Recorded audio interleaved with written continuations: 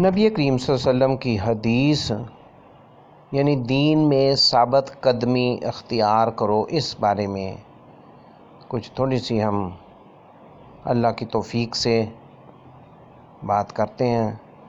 عن ابی عمر وقیل ابی عمرۃ سفیان بن عبداللہ رضی اللہ عنہ قال قلت یا رسول اللہ صلی اللہ علیہ وسلم قل لی فی الاسلام قولا لا اسأل عنہ احدا غیرک قال قل آمنت باللہ ثم استقم، رواہ مسلم۔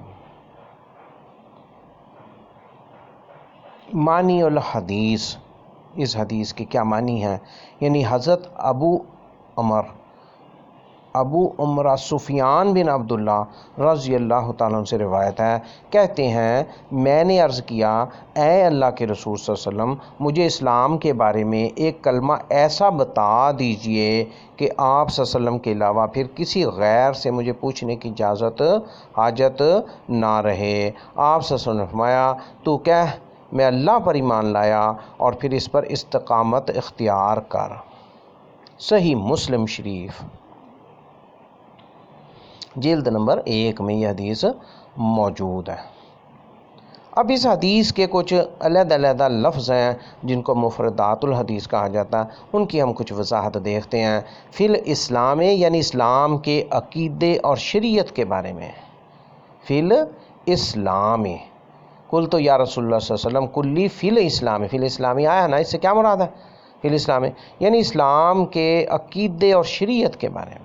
قولاً ایک جامع کلمہ جو دین کی تفسیر ہو۔ قولاً یہاں فرمایا گیا قولاً ایک جامع کلمہ مجھے بتائیں جو دین کی تفسیر ہو۔ قل آمنت باللہ، اللہ کے ساتھ اپنے ایمان کو مضبوط کر، دل اور زبان سے ذکر کے ساتھ۔ قل آمنت باللہ یعنی تو کہہ کہ میں اللہ پر ایمان لایا، اس کا کیا مطلب ہے؟ یعنی اللہ کے ساتھ اپنے ایمان کو مضبوط کر، دل اور زبان سے ذکر کے ساتھ۔ ثم استقم،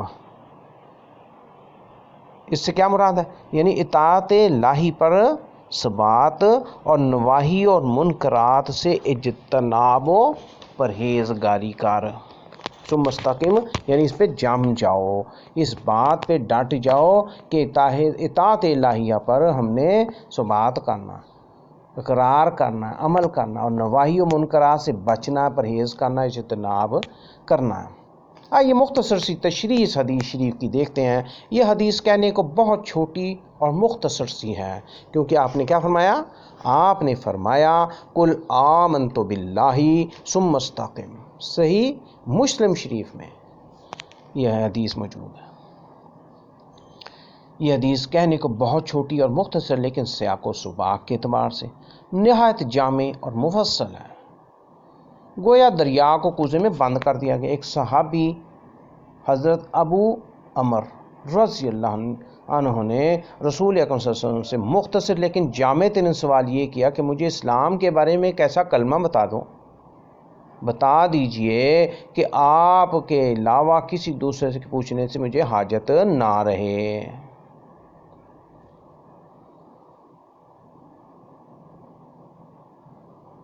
رسول اکرم صلی اللہ علیہ وسلم نے بھی اس قدر جامع جواب صحابی کی مرضی کے مطابق دیا، اور محسوس ہوتا ہے کہ اس سے زیادہ مختصر جامع جواب نہیں دیا جا سکتا تھا۔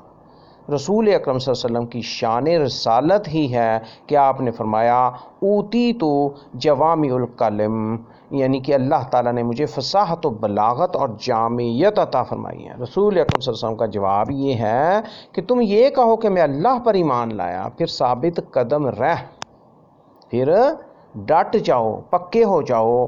سارے دین کی اصل اور سارے دین کی معراج قرار دیا گیا۔ مراد یہ ہے کہ اسلام کے رستے میں اگر انسان پر مصائب کے پہاڑ ٹوٹ پڑیں اور نرنگی دوراں کے ہاتھوں اسے کسی بھی مصیبت میں مبتلا ہونا پڑے، ظلم و ستم کا نشانہ بننا پڑے، غربت و افلاس کے ذریعے فاقوں کی نوبت آ جائے اور راہ حق میں جسم کے ٹکڑے ٹکڑے کر دیے جائیں، لیکن انسان کے پائے ثبات میں لغزش نہ آنے پائے۔ خود رسول اکرم صلی اللہ علیہ وسلم کو جب کفار نے ظلم و ستم کا نشانہ بنایا، وادی طائف میں جسم اطہر خون خوار تھا، تو اللہ کی طرف سے تشفی کا یہی سما ہوا، فاصبر کما صبر اولو العزم من الرسل، سورۃ الاحقاف میں، قرآن پاک میں 35 نمبر آیت، کہ آپ بھی اسی طرح صبر و استقامت کا دامن تھامیے جس طرح اولو العزم پیغمبروں نے تھاما تھا۔ رسول اکرم صلی اللہ علیہ وسلم کو اسلام کی خاطر کون کون سی تکلیفیں برداشت نہیں کرنا پڑی، آپ صلی اللہ علیہ وسلم کو صفحہ ہستی سے مٹانے کی کتنی کوششیں کی گئیں، آپ صلی اللہ علیہ وسلم کے مکان کے گرد 40-50 آدمی نے ننگی تلواروں سے محاصرہ کر لیا تھا، آپ صلی اللہ علیہ وسلم کو زندہ گرفتار کرنے یا سر مبارک لانے کے لیے 100 اونٹوں کا انعام مقرر کر دیا گیا۔ یہودیوں نے آپ صلی اللہ علیہ وسلم کے کھانے میں زہر ملا کر یہ کوشش کی، حضرت ابراہیم علیہ السلام کو آگ میں پھینکا گیا، حضرت ایوب علیہ السلام عرصہ دراز تک بیماری میں مبتلا رہے، حضرت نوح علیہ السلام نے 950 سال قوم کی طرف سے دی جانے والی اذیتیں برداشت کیں، حضرت موسیٰ علیہ السلام کو ان کی قوم نے اس قدر زچ کیا، لیکن کسی پیغمبر نے مقام استقامت کو نہیں چھوڑا۔ یہی مثال صحابہ کرام کی زندگیوں کی ہے، حضرت بلال، حضرت عمار، حضرت یاسر، حضرت خبیب اور صحابیات میں ام عمارہ، زنیرہ، نہدیہ کے نام آتے ہیں، جنہیں راہ حق میں جانوروں سے بھی زیادہ بدتر سلوک کا سامنا کرنا پڑا۔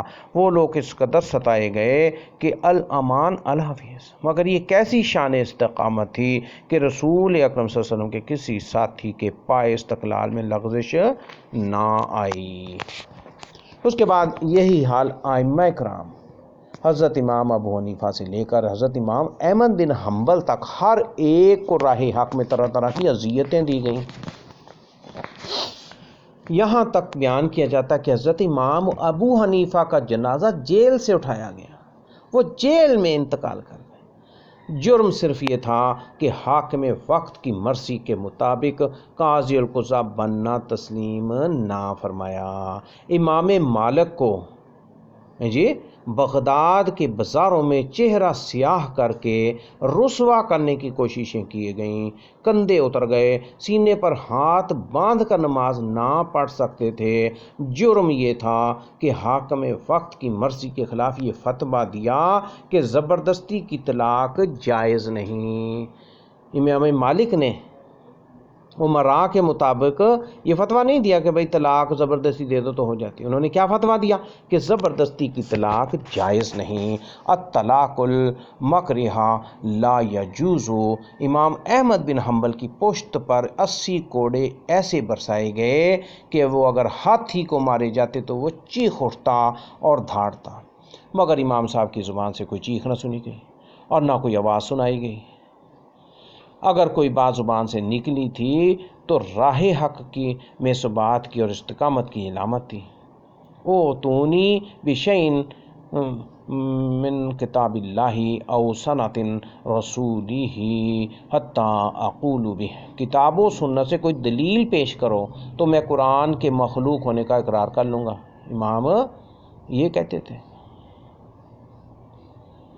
ورنہ بانگ دہل کہتا ہوں القرآن کلام اللہ غیر مخلوق، یہ کہہ کر کہ قرآن اللہ کا کلام ہے، مخلوق نہیں ہے۔ وہ اپنی کمر پر کوڑے کھاتے رہے، مگر انہوں نے یہ نہیں کہا کہ قرآن پاک مخلوق ہے۔ قرآن کریم کا یہ فرمان سچ ہے کہ جو لوگ راہ حق میں ثابت قدمی اختیار کرتے ہیں ان پر اللہ کے فرشتے نازل ہوتے ہیں اور انہیں تسلی دیتے ہیں کہ کسی قسم کا غم نہ کرو اور نہ کسی سے خوف کھاؤ، ہم تمہیں ان جنتوں کی بشارت دیتے ہیں جن کا اللہ نے تم سے وعدہ کیا ہے، اللہ نے تم سے وعدہ کیا ہے۔ ان الذین قالوا ربنا اللہ ثم استقاموا تتنزل علیہم الملائکۃ الا تخافوا ولا تحزنوا وابشروا بالجنۃ التی کنتم توعدون، سورۃ فصلت 30 نمبر آیت۔ فاستقیموا الیہ واستغفروہ، سورۃ فصلت 7 نمبر آیت۔ فاستقم کما امرتا، سورۃ ہود 112 نمبر آیت۔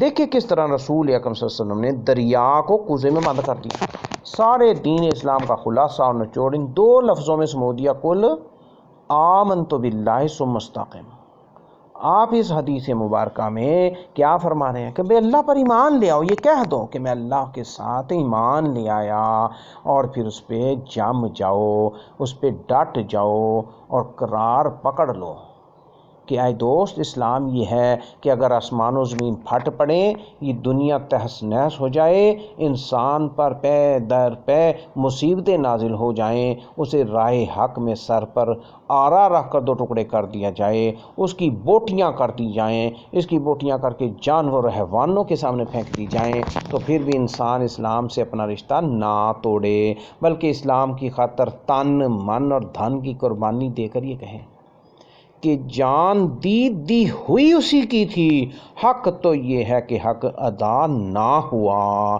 یہ کہہ دے کہ جان دی ہوئی اسی کی تھی، حق تو یہ ہے کہ حق ادا نہ ہوا۔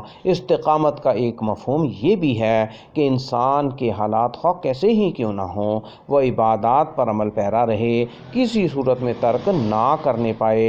رسول اکرم صلی اللہ علیہ وسلم نے فرمایا، احب الاعمال الی اللہ ادومها وان کلا، اللہ کو وہ اعمال بہت زیادہ محبوب ہیں جو مستقل اور فہم کیے جائیں، خواہ وہ تھوڑے ہی کیوں نہ ہوں، وَإِن قَلَّ، کہ وہ اگر وہ تھوڑے ہی کیوں نہ ہوں، مستقل اور باقاعدگی سے کیے جائیں، وہ اعمال اللہ تعالیٰ کو بہت پسند ہیں۔ تو اس استقامت کی حدیث میں یہ بات وضاحت سے آ جاتی ہے کہ ہم دین اسلام پر جم جائیں، اس کو قابو مضبوط پکڑ کے رکھیں، اور جو بھی اعمال کریں ان پر بھی مداومت کریں۔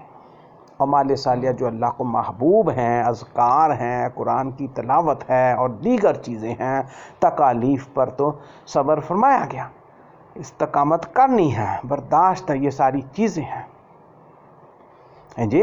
تو یہ قرآن پاک میں بھی جیسے بتایا گیا، یہ اللہ تعالیٰ نے وعدہ کیا ہے، ان الذین قالوا ربنا اللہ ثم استقاموا تتنزل علیہم الملائکۃ الا تخافوا ولا تحزنوا وابشروا بالجنۃ التی کنتم توعدون۔ تو یہ ملائکہ قبر میں بھی آتے ہیں، وہاں کہتے ہیں کچھ خوف نہ کرو اور کچھ حزن و ملال نہ کرو، اسی طرح پھر ہر مرحلے پر یہ آتے ہیں اور تسلی و تشفی دیتے ہیں اور خوشخبریاں جنت کی سناتے ہیں۔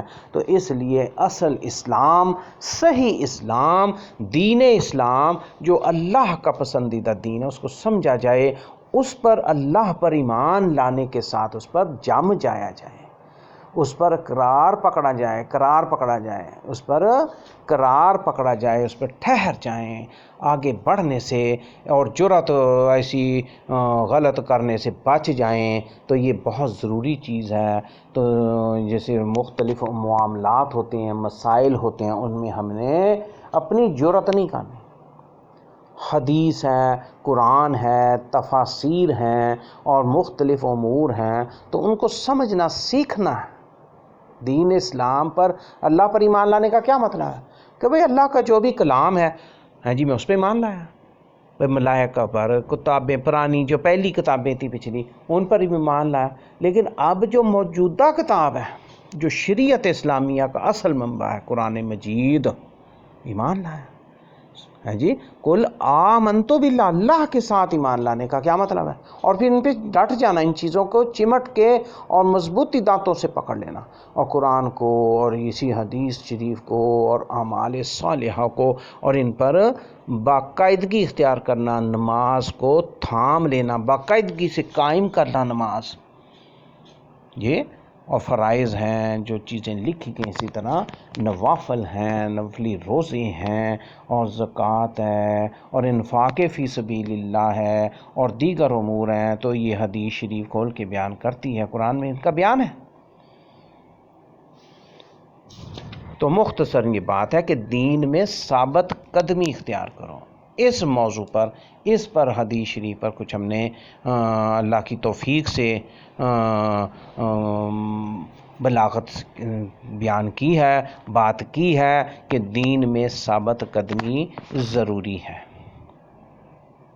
قلت یا رسول اللہ کلی فی الاسلامی قولا لا اسأل عنہ احدا غیرک قال قل آمنت باللہ ثم استقم۔